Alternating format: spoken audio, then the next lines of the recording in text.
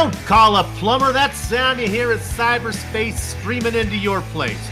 Sanctioned by the Red Light Racing League from Kevin Harvick's Kern Raceway. It's the Virtual Grip Network's live as it happens round 5 coverage of the Skitter Creek SK Modified Series Season 14. Before a champion is crowned, the Red Light Racers will travel to 18 different venues. The schedule includes twin races at Slinger and 5 flags, meaning when you add it all up, the season is 20 races long. After 4 races, there has yet to be a repeat winner. In fact, none of this season's winners saw victory lane last season. And Chad Alcaraz is the only Season 14 winner with a career win in a modified. He now has 3 of those.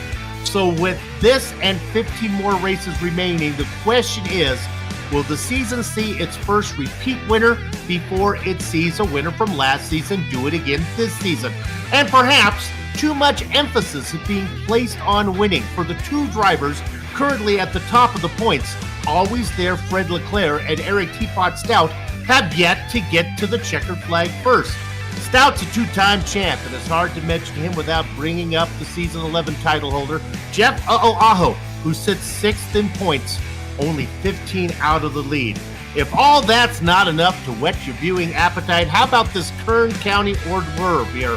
That is, the series organizers are giving the guys more power tonight, swapping out the SK Modifieds for the Tour Mods.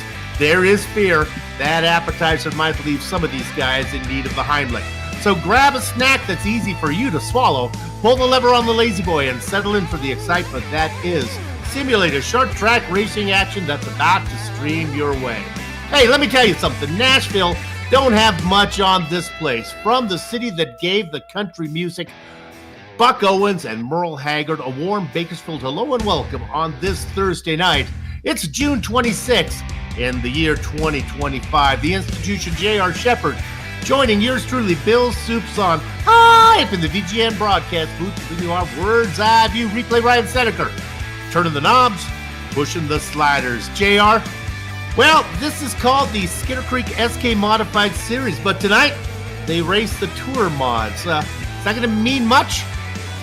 It's definitely going to be a change for these drivers, but first off, Kern Raceway, it is a driver's track, so that will make a difference as well. This place, it's a half-mile in length, progressive bank corners, goes from anywhere from 12 degrees at the bottom up to 14 degrees on that top side, and that means this place is not going to be super line sensitive like we've seen at past tracks this season so far. The drivers can run all over this track and make some good time, but these drivers, they will have to be patient when they get back to that throttle tonight. Like you said, with this Tour Modified, these cars, they will spin the rear tires as you accelerate up out of the corners, especially when those tires are cold. It will be very, very easy to lose control at that point.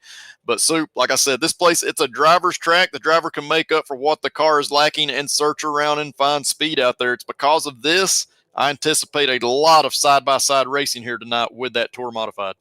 Oh, it should be a good one. Qualifying going on right now. While that's going on, let's quickly run through the points. The rule package allows for drivers to drop their single worst results. So the graphics we're about to show you is the driver's best 3 out of 4. Despite always there, Fred Leclerc not being there for round 3 because of drop race insurance, Leclerc sits atop the standings. He won 9 times last season on the way to his 2nd championship. He has yet to win this season. And the he we're talking about, well, that's Eric Teapot Stout in 2nd. Chad Alcaraz won earlier this season at Martinsville. A pair of rookies are tied for 4th. Lewis Wildflowers and Ethan Mountain Troutman. Former champ Jeff Aho is within striking distance of the top guys. Coming off a season best 3rd is Luke Logan Allen. Kid Lemon Lime is crushing his dad, Kenny, who is buried down in 23rd place in the points. Brian Bianchi is the only active driver with a career win at Kern, but he did that in a late model. They have not come here very often. And how about this? Rookie Glenn Jameson moves into the top 10, just behind veteran Rob Higgins. All right, all the business is out of the way. And with that said, qualifying is just wrapping up. Qualifying very important in this series. You want to get up front. JR talking about passing here. Could be at a premium. We'll see how it plays out. Glad you are with us. This is round number 5. Qualifying is done, which means we can go ahead and give you our starting grid right now. And you know what? Bakersfield is a long way away from New England. Hard to get a good cup of chowder here, but you can still go to racedaycd.com to get the most comprehensive information about short track racing news. And they hail out of New England. Don't forget to go to them, racedayct.com. You can go to them no matter where you are in the state, the country, or the globe. Don't think you can get it on Mars, but we'll find out. All right. Hey, we got a rookie sitting in the pole. It's Ethan Mountain Troutman inside of Papa Kenny Allen. Rolling off inside of row 2, we got Bill Benedict III and outside Eric Stout. Bradley Steffen sits inside of former champ Jeff. Rolling off inside row 4, we got that 17 of Chad Alcaraz. On the outside in the 03, Lewis Flowers. Big brother sits in 4th. Little brother Patrick Stout sits in 9th. He's going to be flanked by Brian Neff. Rolling off in 11th tonight, we got Mike Tasharoo. On the outside in 12th, Rob Higgins. In the Baker's dozen spot, it's Double Deuce Bruce Pearson with Kevin Alicia outside of him. Rolling off inside of row 8, that 52 of Chris Oliver. On the outside in the 13 car, Josh Buckley. Lipper fans will have to look down the order before they find Chris Hazlip. He'll start in 17th. Hey, always there, Fred Leclerc. Well, he's got a ways to go to get there. He's in 18th. Starting 19th tonight, we got Devin Visnon. On the outside in 20th, Bob Higgins. Hidden Blackjack is the rookie breaking into the top 10. Glenn Jameson. Brandon Feeney in the 22nd. I guess TJ Hensen's in 22nd with Brandon Feeney back there rounding out the field. Something like that at the very back. It's nighttime here in Central California. If you haven't been to Bakersfield, well, baby, you're not missing much. Yeah, Soup, we've already got some action on the pace lap here, and that was something I kind of touched on, is how evil this car, or how loose this car can be under cold tires. And I think we saw one of these vehicles get loose while trying to heat up those tires, and kind of caused a little bit of commotion back there. I'm not sure that anybody's got some real damage out of it. We'll have to see. Lewis Wildflowers there pulled a little bit of a Roberto Guerrero from IndyCar fans. All right, they get us sorted out. He's back out there. Everyone's gridded up. I'd like to tell you that the pole sitter's in control of the field, but he's not. They go on the flagman, which means that the driver on the outside is going to get a good jump. There goes Mountain Troutman rolling the top side, trying to make it work. Down below is the 49 of Papa Ken Allen. The momentum to the top side. It looks like Troutman's going to get it done. Allen fights back. They remain side by side. Cialis Bathtubs out of 4. Momentum to the top side. It looks like Troutman's going to get first. Allen tucks into second. Back behind him, Eric Stout in third, running at your top 5. Jeff Aho and Lewis Flowers. We got a caution early on. JR, there was talk that this was going to be a problem. Yeah, absolutely. We'll get a view of the replay here, but on cold tires, these cars, they get loose on corner entry and on corner exit as you're accelerating. So it's something these drivers are going to have to keep in the back of their mind every time that we have a restart. And you can see just right there on corner entry, just getting loose, carrying a little bit too much speed on those cold tires. That was Mike Treasureau in the number 33. Self-spin looked very much what we saw from Flowers. Flowers was under the parade lap. I think the 33 is fine. So we get a little bit of running down here. Shake off some of the cobwebs. Get that first one out of the way. Yeah, and we talked about the cold tires multiple times already, but it's just something these drivers are going to have to keep in the back of their mind. There's going to have to be a lot of give and take. I know we said that this is a place that's a driver's track. You can move around. You can make multiple grooves work. So as a driver, you want to attack on these restarts and get every possible position that you can while you're side by side, but you cannot overstep the bounds of the car. So hopefully these drivers kind of learn from what we've had in these opening laps here, and we get some good, clean running in, because once we get those tires up to temperature, we will be able to have some good racing. Gives us a chance to talk about, we see it on the screen, the big movers there. There are a few. Lewis Wildflowers, he had that spin during the parade lap. Well, he's up 3 spots. And we talked about the man nicknamed Always There, Fred Leclerc. Starting way in the back. He's on his way to getting there, up 3.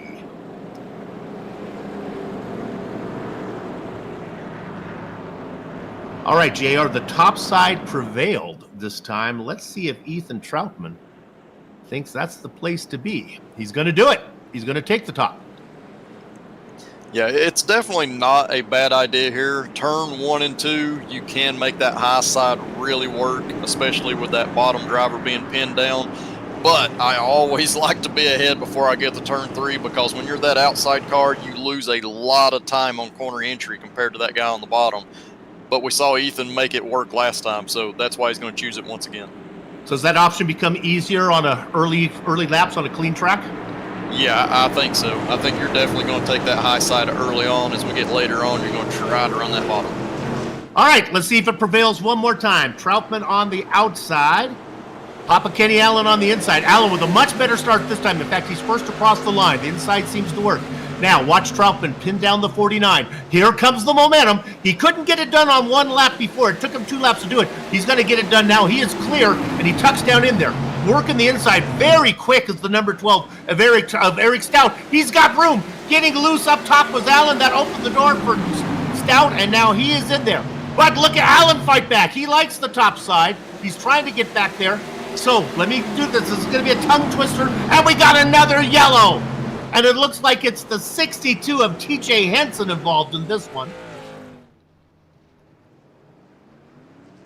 Little Argy Bargy with the lipper. Chris Hayslip, I think, is what starts this. Hayslip on the inside, right?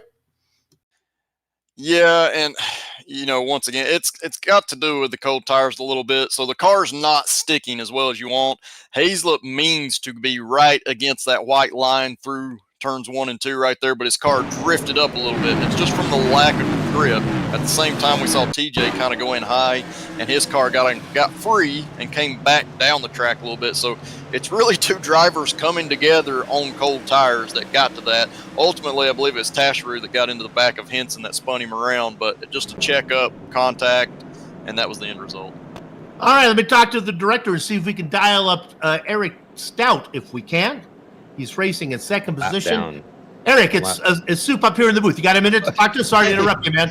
Hey, that's okay. No, I was wondering how we got a car lap down already, but that's all right. All right, we'll make it quick.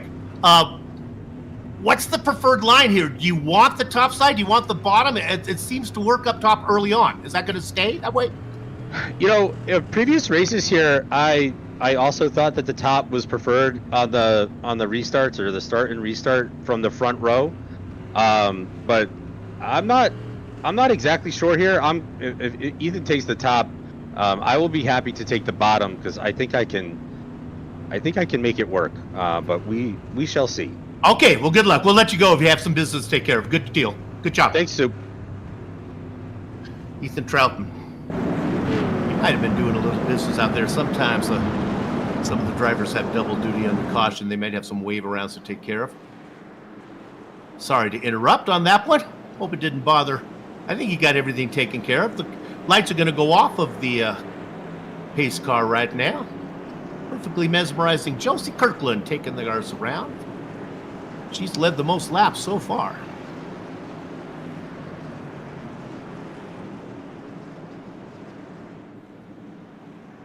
Getting frisky up in the outside of row 2 is Bradley Steffen. Steffen, notorious reputation for finishing second behind Eric Stout. See how this plays out right now. Pace car is in. They have to wait for the flag man.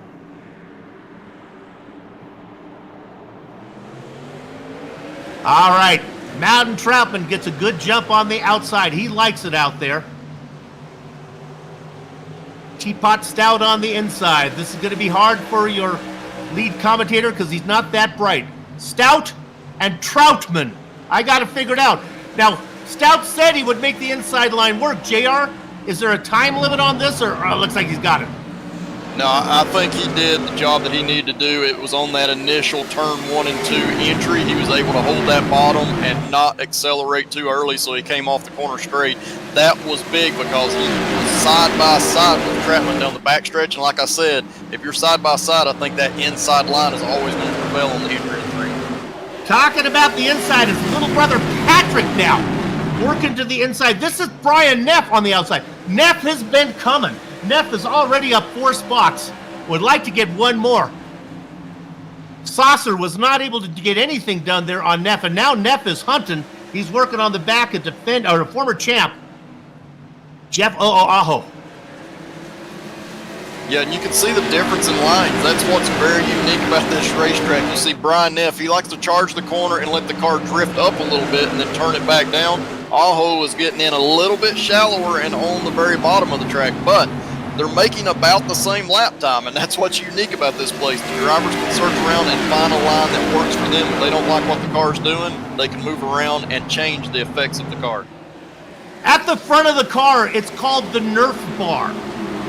Now, funny enough, Brian Neff thinks it's the Neff bar. He's notorious for using it. He tries to go to the inside. Look at the momentum on the top side for Aho. Another caution. And I believe it's this one gonna... Kevin Alicia gets loose right in front of Chris Oliver. Yeah, and we've got a car that's up on the wall there, and I believe that is TJ Henson. I saw that multicolor car. He's going to have to take a tow to the pit, so even if he doesn't have a lot of damage, he's going to lose a couple of laps getting this tow here.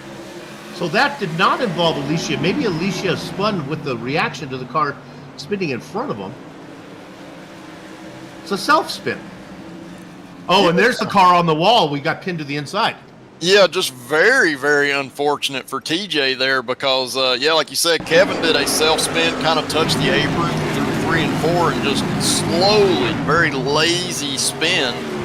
Didn't hit anything, but TJ was already committed turning down the track thinking that he could go to the bottom, and in return, they make wheel contact that pops TJ up and over the wall. And once he's stuck there, he's stuck there. So the only way down was to take that tow back to the pits. All right, folks. VGN has their own version of the bunker buster, and that is we got a couple options here when we get lots of yellow flags. We have the trivia question that we have for you, and then the true real threat is Soup will break out. I got a Buck Owens country song I will break out here vocally if we need to.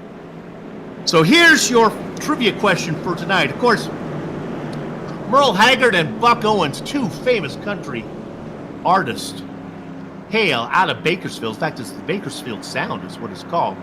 Your question, and you are forbidden to Google this. You may guess, but you may not Google. What color is the signature guitar of Buck Owens? Color or colors?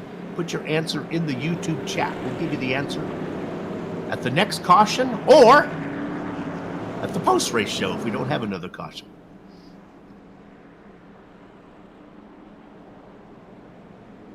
All right, we are working. Well, the pace car is working lap number 23. You want a big mover? How about a rookie? David Visna. Out there in the number 23. He's on the preferred line on the outside. Started in 19th spot, up 12. We mentioned Fred, always there, Leclerc. Well, he's having a hard time getting going, still laboring back mid-pack. All right, they're doubling up. Yep, we're going to go around one more time here at Bakersfield. Oh, no, we're going. There we go. We go green. Stout got a really good jump. He chose the inside line. He made it work last time, and it's going to work once again. So Troutman is going to be looking to get down. If he can carry that momentum off of turn 4, he will be able to clear and get down before turn 1 here. Papa Kenny Allen back there in the 49. He started in second position. He does not make the topside work. He is struggling tonight. Had a good qualifying run, but just cannot seem to get it going. Does not like the top side as he's losing spots. That is former champ Jeff Aho now underneath in the number 21. He's going to get that done. He's going to try to bring with him Patrick Stout. I guess different lanes for different drivers. Allen just not making it work like other drivers could up top.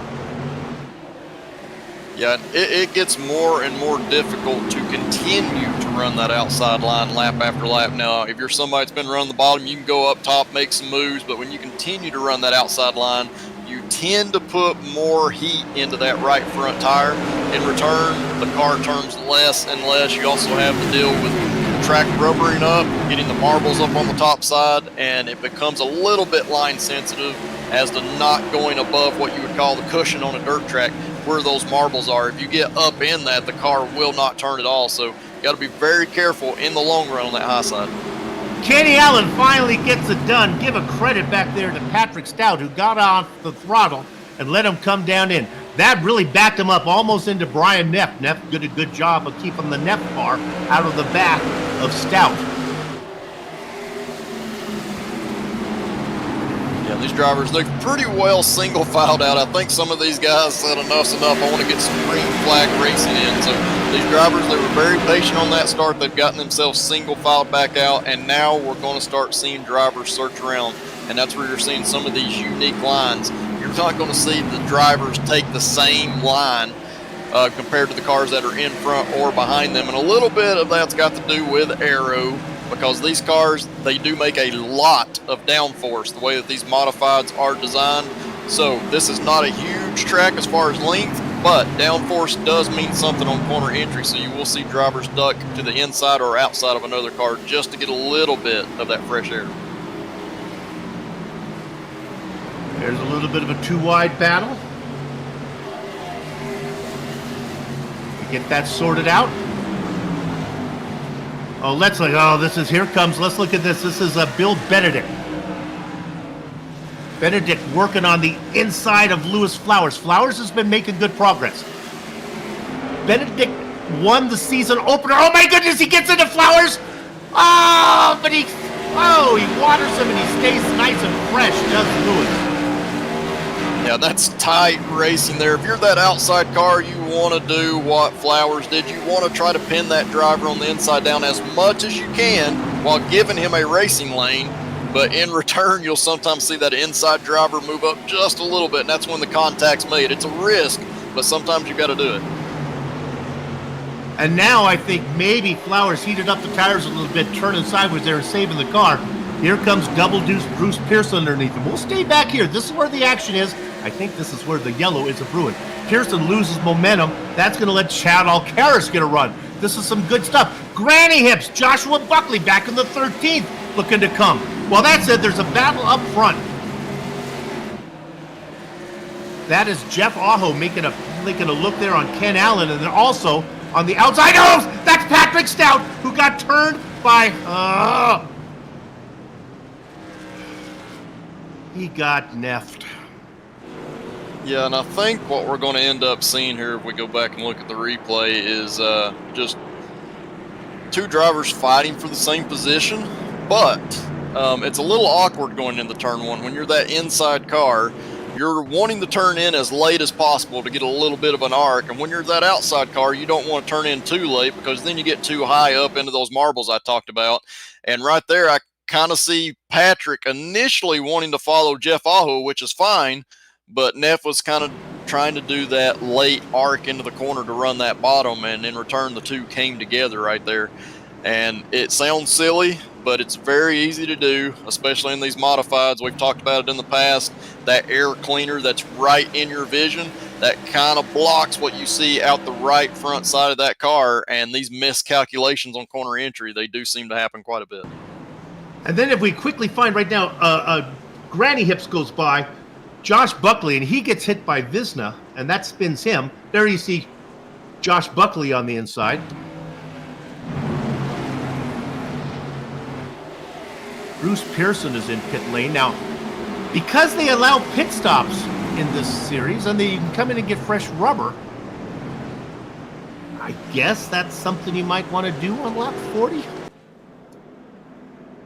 Yeah, you do have one extra set of tires in the pits there. I'm not sure that we've gotten enough green flag racing to really matter, but some of these drivers may be doing it. And to be fair, if I'm a driver that's in the back of the pack and I'm not afraid of losing a few positions, I may come down to do a mock pit stop and get some fuel. Don't need fuel to finish the race, but I may come down and get some fuel and not tires, because when you do that, you can see what your tire wear is. It's a little trick that you can do from a pit stop, and from that point you can decide just how much tire wear you have and whether or not you're willing to take those tires at this time. Come back around and do that. But that's a little bit of a trick.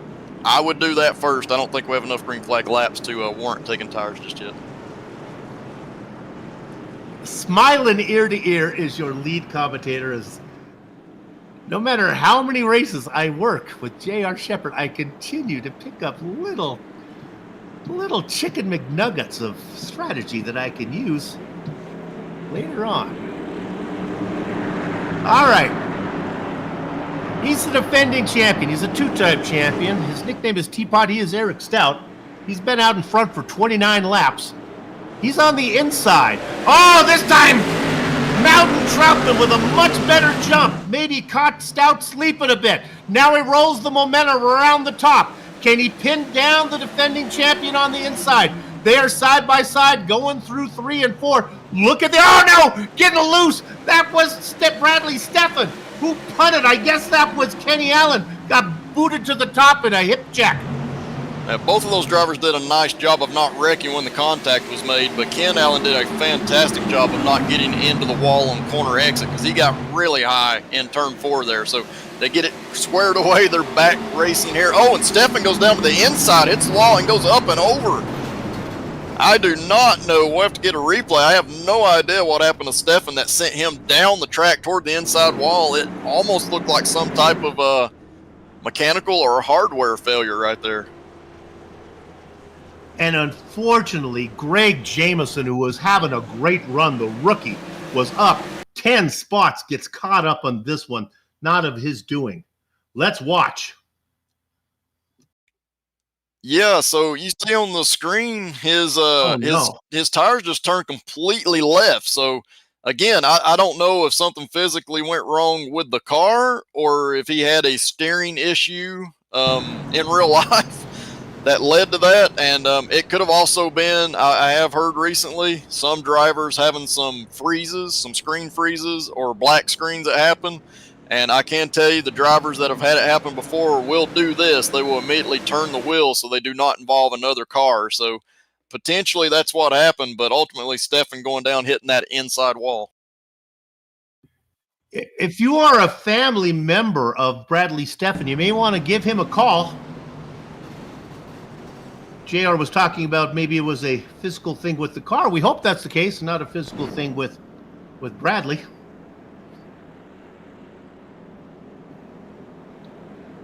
Hopefully he'll be back out there. I'm a little bit worried.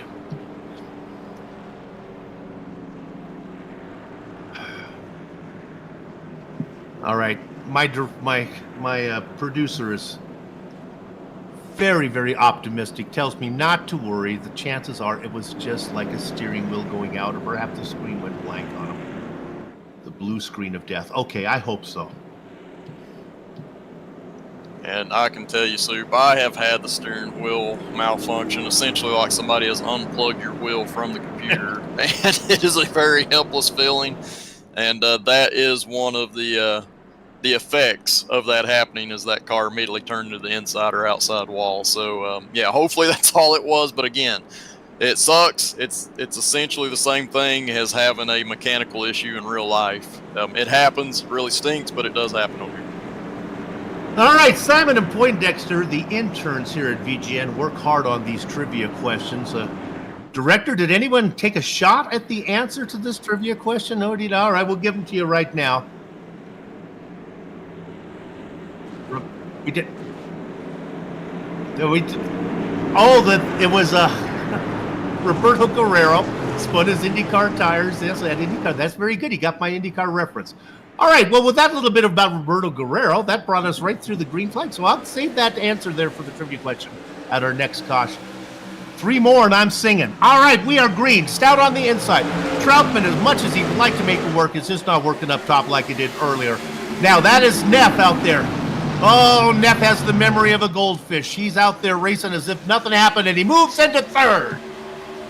Yeah, Brian is here to race tonight. He intends to go to the front as soon as possible, and I think he ultimately understands that it becomes harder to pass in this Tour Modified the longer the run goes. As those tire temps come up, the car does tend to tighten up, and that kind of limits the ability to move around like we did earlier in the run. Oh, two rookies going at it, and they get together. Benedict and Flowers. Benedict saves it. We'll get a replay of that one. He drifts up into traffic. They all slow up. Oh, sweet sassy Molassie. Yeah, we would normally see a huge pileup down the backstretch there, but I think every one of the drivers was on their toes paying attention to that. You can see Benedict here. He's trying to get to the inside of Alcaraz. He's ready to get back up there and race the 03 again, I think. They've had a lot of racing here tonight, and I think he wants to get that started again. Indeed, a pair of rookies going at it. All right, let's set the table for you. Hey, let's go up front. Eric Stout is not running away with this thing. Ethan Mountain-Troutman working on him. Hanging in there, and here comes, oh, we got another caution. Oh, it looks like it's Mike Treasurer, and it was that Papa Kenny Allen involved in that one. I thought I saw the 49. Oh, I think maybe Papa Kenny might be the guilty party on this one. JR will. Nope, looks like Treasurer got loose in front of him. Yeah, this is them going down into turn one, and oh. it looks like it ends up being contact there, but it's kind of, I don't think Tasharu expected. And you see Kenny Allen actually going a little bit airborne, getting some air as he hits tire to tire, and probably sent him down into that inside wall pretty hard. So he may actually have some suspension damage out of this, but I think Tasharu just did not anticipate Kenny Allen being able to get to his inside. Tasharu was kind of doing that middle entry and then turning down the track on exit, and by the time he turned down, Ken was there. So yeah, coming together, it's one of those racing deals, and I'm sure from Ken Allen's standpoint, it's going to suck the rest of the night because he's probably going to have some suspension damage out of that. I'll tell you right now, JR and Soup, we are like a well-married couple. I'm like the frantic wife who just jumps to conclusions and wants to place blame everywhere. And JR is the husband who just calm and cool says, honey, settle down, and then he explains it. And by the time he's done, I feel much better about what I just saw. I've been in too many situations where I've been on either side of that, so that's kind of where that experience and that talking to comes from. I'm going to apologize right now for all the races I broadcast where I placed the blame on you for, well, that real rarely happened, but if I did, I apologize for not having the wisdom to see it as wisely as you do. Brian Neff now up into third, having a nice run. Let's look for somebody else who's having a good run. Josh Buckley having a nice run as well. I'd also want to talk about Glenn Jameson. I think he's fast, but it's kind of like Sisyphus on high heels. He's making his job harder than it needs to be. He continues to climb through the field, and that boulder just slips down there again. Put on some Nikes, man. You get better traction. Get that boulder up the hill. All right, they're doubling up. Answer to the trivia question coming on the next yellow flag. And then 2 more, and Soup's singing. We got some Buck Owens for you tonight. Pace car pulls in. Troutman had a really good start last time. He was actually maybe in the lead coming out of 2, but eventually Stout gets the best of it. Another good even start. They are side by side, which means there is no room for Neff. Oh, Troutman almost comes down into Stout, and he's going to lose position. Vulturing it is Brian Neff as he moves now into second. Mountain Troutman trying to find his way down. Rookie Devin Visna, how about him in the 23? Haven't given him a lot of talk, but he is coming. Yeah, and right now you got Troutman and Neff. They're side by side. Neff is going to be able to pull that position off. The high side is starting to work more and more on these restarts. But Neff, he's not done. He's trying to go after the leader here. Oh, my goodness. If you are a longtime fan of these VGN broadcasts here for the Red Light Racing League, and particularly this series, you know that maybe the most dangerous place to be in this SK Modified series is out in front. This series is notorious for the leader running into trouble. Stout knows this, and T-Bot trying to put as much difference between him and the Neff bar that is behind him. Yeah, that's a good point, Sue, because I think with Eric, we tend to see him when he's out front. You know, he only goes as fast as what he needs to. He kind of manages the race. But in this case, I think he's going to check out, make sure nobody can get to him. So right now, that's what he's got going on. Troutman's continuing to try to get second place back, working Neff over on that inside line. But right now, with the kind of line that Neff is running, he's carrying a lot of speed on corner entry, and that's kind of making up the difference, allowing him to stay ahead of Troutman here. Visna in the 23 is fast. He just cannot find anywhere to go. As he worked, he actually gave a little bit of a hello to Mountain Troutman there. Ethan out in front, hanging on. Visna all over, on the top, on the bottom, working both sides of the track like a jaywalking milkman. Now almost getting into the back of him is Jeff Aho. Aho, former champ, would like to see if he can get around the rookie. He's being pressured. I have not heard much from Rob Higgins. The 40 looks good. Yeah, definitely. We've got some cars that started in the back really moving forward right now, and one of those you talked about was Visna, and then Higgins, he's up several spots. So drivers are starting to move forward as these tires are wearing, and that's something that I kind of expect to see. Oh, and we see Patrick Stout go around in turn 1 and 2. There's no caution out, but he's going to go all the way to the back of the pack on that one. That's too bad. Patrick Stout was feeling frisky because he came in 14 laps ago and got fresh rubber. And I think he had visions of running up there and maybe getting up to the front, which leads us to talk about who, Soup, is out there with new rubber, and it is the rookie, Glenn Jameson. Watch out for him. He's in the number 63. He was fast when the rubber was old. He should be really good right now. He's working on the back of Chad Alcaraz, former winner this season. Watch out for the 63. Yeah, definitely. And the reason at this particular track why those fresh tires matter, it's not so much that it makes your car faster. It allows you to maneuver. And at this point in the race, you need to be able to maneuver into the lane that the driver in front of you is not running so that you can get a run. That's where the difference is going to be made right now. And you're seeing, if you've got fresh tires, you're going to be able to easily make a pass on that inside line compared to some of these other drivers with equal tires not being able to do so. The guy to watch is Jameson. He's too far back to get up to the front right now and challenge for the lead. But if a caution were to come out, that could happen. Hey, how about this? Chad Alcaraz now looking to the inside, and he's going to make the move on Lewis Wildflowers. Flowers on the outside. He's going to try to make it work up there, the number 60. Momentum on the top for the number 3. Let me correct myself. It's the number 3 on top, number 17 down below of Alcaraz. They race side by side in the popcorn position. It's the man with fresh rubber, the lookie, Glenn Jameson, looking for somewhere to go. This is where the action is. Not much happening up in front. They continue to race side by side, and there's a yellow. Oh, and it looks like it might be Brandon Feeney involved in this one. And then they start to pile in. Feeney gets together maybe with Rob Higgins, if I'm looking at the right incident. We'll take a look at it here. So definitely you see Feeney, he gets loose going into turn 3, does a kind of save, overcorrect, save type deal.